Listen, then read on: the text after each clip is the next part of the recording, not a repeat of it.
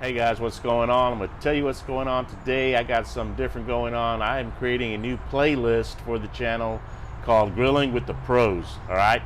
Today I've got our Traeger Pro, Mr. Scott Masters. I'll introduce you to him in a minute. We are going to be grilling up on the Flatrock. We got some special stuff coming on. It's going to be fun. It's going to be money, like I always say. Stick around. Good afternoon. Scotty Masters with Traeger Wood Pellet Grills here. Hope everybody's rocking and rolling. What are we calling this playlist, Rick? Grilling with the Pros. Grilling with the Pros. Well, I guess we'll have to consider me a pro. You're making a pro. I don't know about all of that, but I am certainly happy to be here with you on the channel today. Got the all-new Flatrock griddle. Want to talk about that, kind of break down some of the fun things that we're doing with that in the Traeger hood. And then we're going to walk you through a couple of different recipes that we're going to throw down today on a couple of different Traeger grills.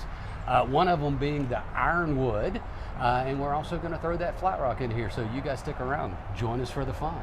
All right, go. Welcome back in, guys.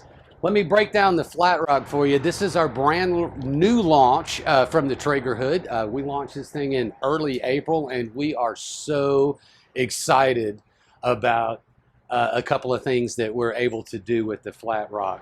So I do want to point out one of the things that we have here is our 304 stainless steel inserts in this thing. Come stick that camera over here so you can get a good visual that we have in here. So our goal is to have nice, even heat distribution, something that you're not seeing out in the marketplace. So Traeger came up with true zones. You'll notice that we've got that U-shaped burner on the inside, nice even heat distribution with these separation panels. And once this nice 40-pound raw carbon steel plate sits on top of that, you literally can lock in that temperature. And keep those zones set to the temperature that you want, whether it's low, medium, and high, and it does maintain those. One of the other things that we like, you'll notice, is this flat top of the griddle plate sits inside of the barrel, so you don't have that wind disruption that's going to push all your heat around and create some heat distribution problems. Big question is well, how does it vent? So when you're cooking with all of this nice propane, that you can get it out of the barrel. We just moved that vent system to the back on this unit. The other thing I love about this is it does incorporate our new pop and lock system, where we've got a completely integrated accessory block, from hooks and tool hangers and things that will actually just literally go onto the rails to just storage holders and things like that. You'll notice you'll see that same attribute on our new Ironwood release that came into the market in February of this year as well. We're going to be using this as part of what we're doing today. Fantastic new product that we've got out, some updated technologies in those Ironwood releases. So those are what we're going to be doing today, breaking down some different things that we can do with some of the new releases from Traeger Wood Pellet Grills. All right. Well, welcome back. We're glad to have you guys joining in. So we're going to work on a couple of classic summertime grilling activities, incorporating our flat top and our brand new Ironwood grill. We're going to reverse sear one of the backyard favorites, the classic ribeye, and we've got some of these pork tenderloin cutlets that we're going to come along and do with that as well. My recipes are super simple. I don't like to get anything over the top, nothing complicated. We like to set this thing up and let the grill do the work. So the key to a good reverse sear steak, and why people want to go for a reverse sear steak, the way I like to explain this: when you look at your beautiful steak that we have here, you've got super tight fibers in the muscle of this steak. You're also looking for that marbling, and we spend a lot of time flipping the steaks over, digging through that meat counter, trying to find that perfect steak. And then we get it home and we put it on a super hot grill and try to sear it. And we don't necessarily treat it the best way, because you take all those super tight muscle fibers that are already there, you shock them, they get super tight, all that myoglobin and nitrogen and water that you're looking in there just gets exposed out, and you kind of miss some opportunities to maintain that great flavor. So what I like to do is put them in what I like to call the barbecue hot tub, the wood-fired flavor soaking tub, if you will, at a lower temperature. Smoke that steak, let it relax out, absorb some smoke flavor, bring the initial part of that cook up to about 115 degrees, and then finish with a nice sear on the flat tart so you can get your Maillard effect, that nice crispy crunch, and all of that super deliciousness that we're looking for. And then for fits and giggles and just to have a little bit of fun, we're going to do the same thing with some little pork cutlets just to show you some different things that you can do. Go with it. All right, so Rick, for the reverse sear steak, super simple. As we were talking about earlier, I like to keep it really Simple, almost easy peasy. Let's say idiot proof. Okay. Idiot proof, all right. When we're entertaining, we've got things going on around the house. The last thing you want to do is create a crazy situation for you. Agreed. Make things difficult. So the easier that we can keep this is what I like to do. A good quality olive oil. Olive oil, as, okay. you like to see. All right, So we're just going to get a nice light coat on there. It's nice and neutral. I'm really just looking to get a nice coat on both sides of these steaks, nothing over the top. Once again, olive oil is going to help my seasonings adhere, and it also is a very nice natural tenderizer of the meat. Awesome. So just a little exposure on there is going to work to our favor. Now we're going to take a little bit of the Traeger beef rub, just a nice little shake, and we're just going to build a nice light coating on here since we're going with multiple rubs. All right. We're going to back that up with our Traeger prime rib rub. Prime rib rub. Two. So what's that got in it? A little makes it different. So prime this rib. has got a little rosemary and garlic, are the influential flavors. Great for our beef. And then we've got a little molasses and chili pepper that come in the beef rub. Classic combinations to build a nice flavor profile on that. And then last but not least, we've got a little salt and pepper. This is This is a 50-50 there you go. salt and pepper blend, and we do that by weight. Okay. So I call it a Dalmatian blend. Exactly. That's for those of us that are here in the great state of Texas, that's exactly what that is. It's a right in here. Just a little bit of love on each side here. Nothing over the top. We worked all week. We spent a little bit of that payday money to buy a beautiful steak, and we want to make sure that we're going to enjoy the steak flavor. Absolutely. Not the seasoning flavor. So I'd like to find that fine line between that. So literally, nice little seasoning that we've got on here. Now we're going to roll back to our Ironwood, and we're going to put these on for a light smoke, 225 degrees. We happen to have this one set on the smoke, super smoke setting. We're going to let these cook till they hit about 110, 115 degrees internal temperature. All right.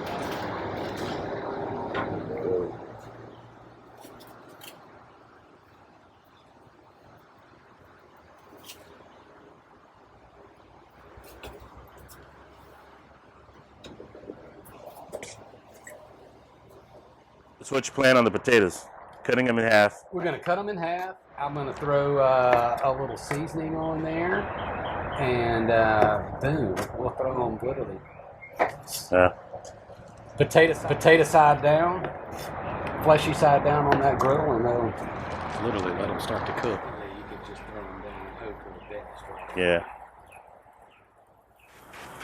Oh yeah.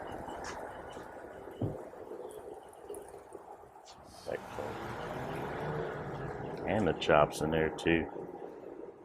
Looking good.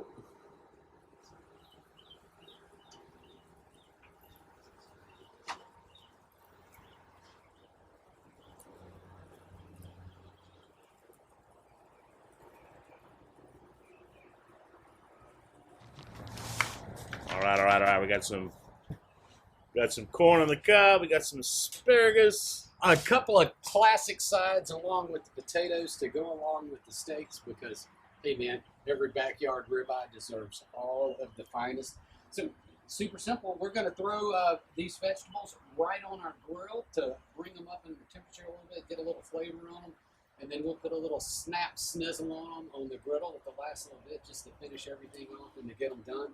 I've got some seasoned butter. So simple. We're literally going to rub that right into our corn. Outside of a couple of secret ingredients that we have in here, suffice it to say this is basically a nice garlic butter. So we'll pick up a little bit of this butter, just like that.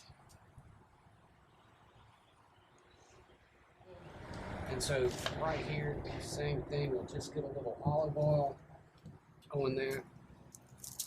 Our little salt and pepper domino blend, just to give it a little TLC in there like that. And then these will get ready to go in for just a little bit of that barbecue smoke bath on the flat rock.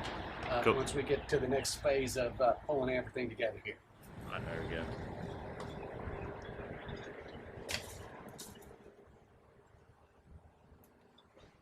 Just make us a little packet area right here so we can get everything down. Look at that beautiful color that we're getting on our potatoes.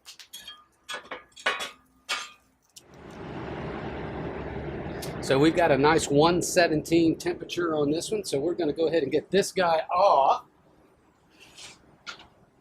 Drop him right in here. So we're good right there.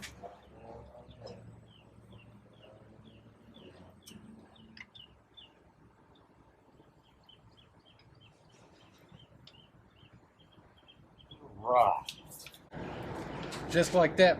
Phase one, a little bit of smoke on that reverse sear. Now what we've been going on is what I like to call that barbecue hot tub. These have been soaking up some of that good smoke flavor. We've relaxed out all of those muscle flavors in this piece of beef, and they have been absorbing all of that beautiful flavor. So what we'll do here, in just a minute, we'll let these guys rest, recompose, and then we're going to go to the flat top to give them that last little bit of loveliness. So let's get these guys out of here as well.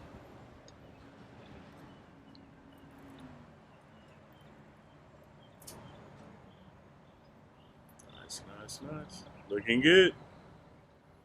All right, now it's time for the magic. So we got those steaks off our 225 degree grill. We let them soak in that barbecue hot tub, as I like to call it. And now it's time for the magic. The Maillard, the sizzle, the snap, the crunch, and the hoo-wah. This is what makes the sizzle, if you will, on that backyard steak. So we are literally going to get some butter going on here. Get all kind of hoopla going on, and we're going to drop these steaks right down here in the middle of that deliciousness.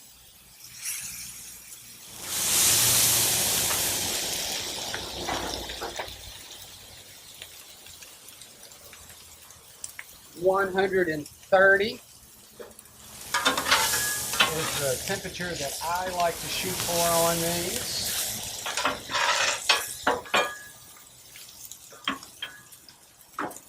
A few minutes, 3 to 4 minutes on each side, and we should be good. We'll just let the magic happen. That good caramelization is happening with our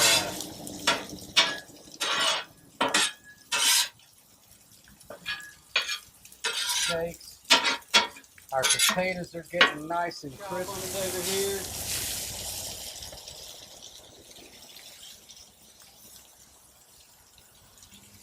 Same process.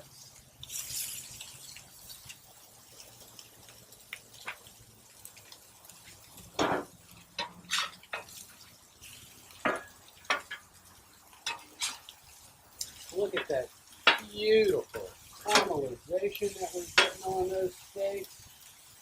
Oh, that is where the beautiful stuff happens. And we should be getting close to perfect on these things. If I can get my thermometer to come up here.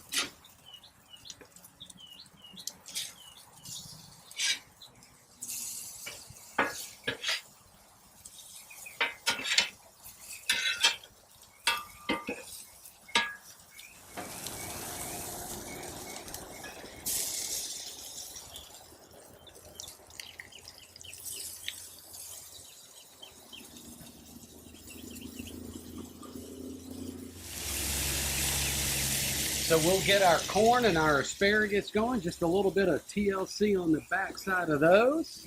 That smells incredible. Smells really good. Oh, I know, between the...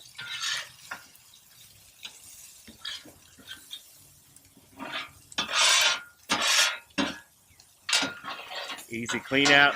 Easy, super clean up on this grill. You can get all of the trash that you don't want on this flat top off. As you can see. All right, guys, as you can see, we have got everything pulled off of our grills and griddle, if you will. Look at the beautiful caramelization that we've got on this nice little ribeye. Now, I didn't mention this earlier, but this was the value pack of steaks at our local HEB, and we have managed to turn these into a beautiful finished product. As you can see, with our reverse sear here, one of the things that you achieve when you go the opposite direction, when you go a lower temp cooking to a higher temp cooking, we get coast to coast temperature. I wanted to get a nice medium rare in this steak, and you'll notice that I have medium rare from tip to tip on both sides. Now, this is the moment that we've been waiting for. Rick, who's on the other side of the camera today, let's get a taste of this. Let's get it. We'll post all of the information that folks will need in the comment section to pull these recipes off. I'm going to go redneck style, my man, and come right over that camera, feed it to you right off the end of the knife. It's been a pleasure. Look at that. Thank you guys for letting us come in. Money. Money. My mouth is full, but money is the word. You guys have a great time, great week. Thank you so much. Later, guys.